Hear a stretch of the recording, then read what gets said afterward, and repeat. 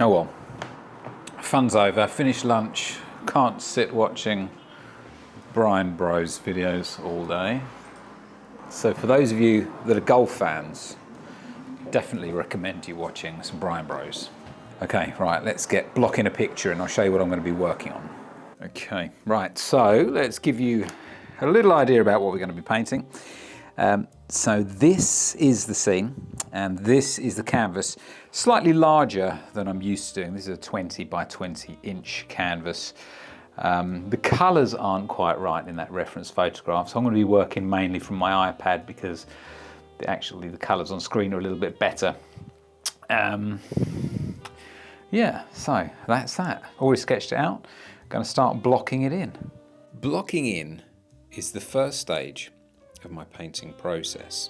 So at this stage I'm blocking in the midtones. Now this is a really important part of the process because it sets the overall tone and structure of the painting without getting caught up in the detail too early. I always start with the midtones because they sit in the middle of the value range. So from there I can more accurately judge how dark the shadows need to be and how light the highlights should go. It gives me something to measure against. If I were to start with the lightest or darkest values, I might end up pushing the contrast too far or not far enough. So by establishing the midtones first, I'm creating a kind of anchor for everything else. Now at this point, I'm not trying to paint anything in detail. I'm just thinking about big shapes, colour harmony and tonal relationships. I'm using thinned down paint and a larger brush so that I can work quickly and loosely, covering the canvas and getting a feel for the composition as a whole. Once the midtones are in place and I'm happy with the general balance, I'll start to introduce the darks, so deepening the shadows and adding definition to certain areas. Then, right at the end, I'll bring in the lights and highlights, which is where the form really starts to come alive. So in essence, the painting is built up in 3 levels: midtones, darks, and lights. It might sound simple, but when you handle each stage carefully, those 3 values can give you a huge range of depth and realism. The end result is a painting that feels detailed and lifelike, but it's all built on this simple structured foundation. So I think I'm going to do this with a rigger brush. So rigger brush, this is the series 1. This allows you to get really nice control over where you're putting the brush stroke or where you're putting the brush marks. And all I'm going to do first of all is just put little spots where I feel the outer leaves are going to be, and then I can build up to that. So that's what I'm going to do right now. So these are just a guide more than anything else. So I'm going to really pay close attention to the reference photograph. Let's bring this out here. Now I'm going to start building up. I'm going to continue with this brush. I think what maybe I'll do is go over to a smaller version of it and start putting in some branches.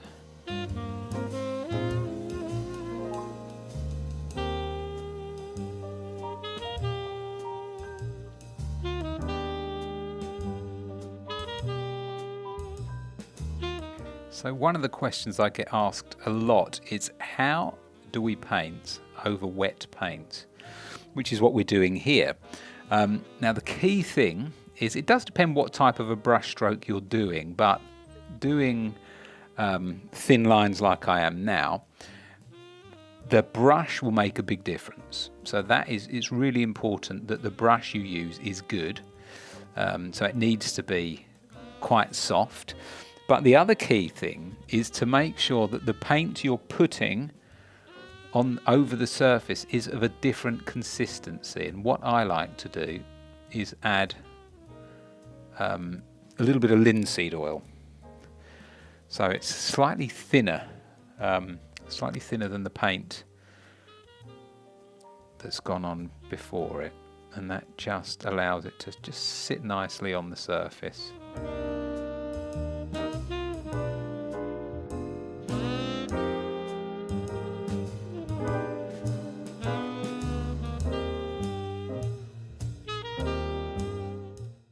let's go ahead now and then add the foliage to these areas.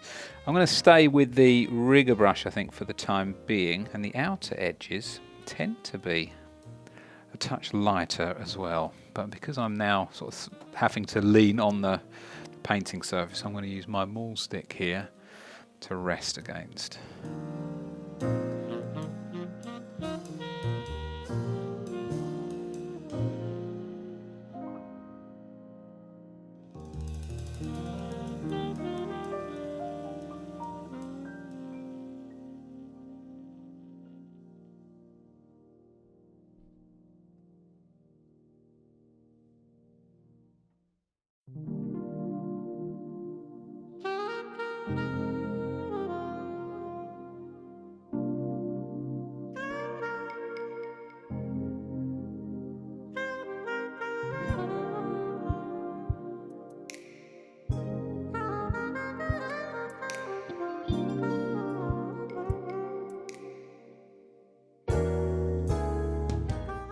Okay, so from the blocking, added the darker elements. We've added some of the tree into the sky now, so we're now starting to lose some of that solid mass of block in. But now what we need to do is include some of the sky into the body of trees, and that's really going to allow this to look real. You just don't want any like solid hard edges. We've lost the hard edges. Let's now add some of that sky in. As we did with the areas of leaves that are over the trees, we're going to do exactly the same thing now, even with the same technique.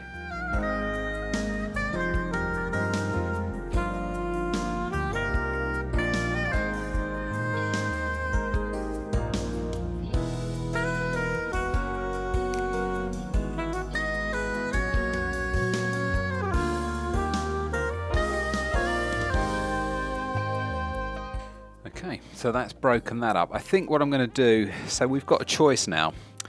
What are we going to do about this gap? For me, the gap doesn't look right. We can cover it somewhat, or we, with just some broken branches, or we can completely cover it.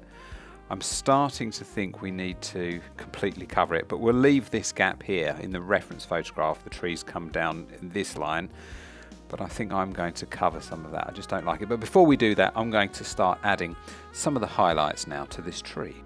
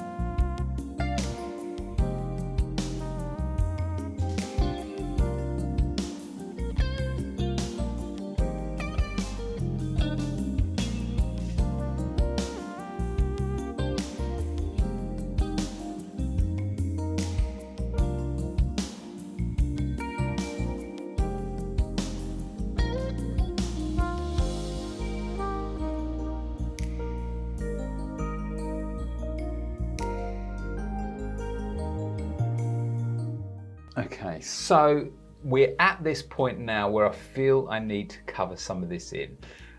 Once again, it's like we have these solid massive trees, and then we have an area here that's just clear, almost as if the way it's been blocked in at least, it looks like it's been cleared by a bulldozer or something, and that's not looking natural. Now, if you remember the reference photograph, which I have here, it had a bank of trees covering that. Now I wanted your eye to be able to move through the picture a bit better, hence the reason why I cleared some of this out here. But for me, it's too much. I think if we have a little bit of a clearing so it looks like perhaps you could get through, or certainly your eye is led into it, that'll be fine. So what I'm going to do is put a few more sparse trees over here, leaving more of a gap.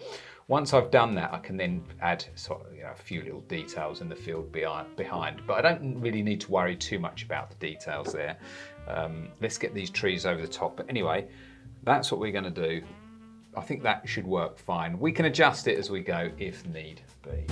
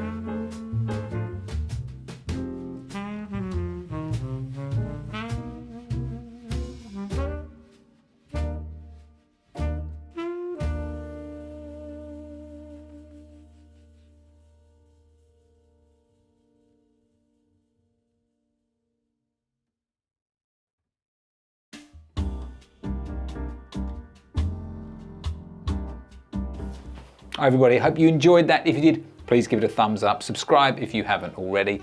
Also check out the links in the description below. There's my online painting school. We have Patreon. There are lots and lots of different things going on, so check those out. Okay, see you all in the next video. Bye for now.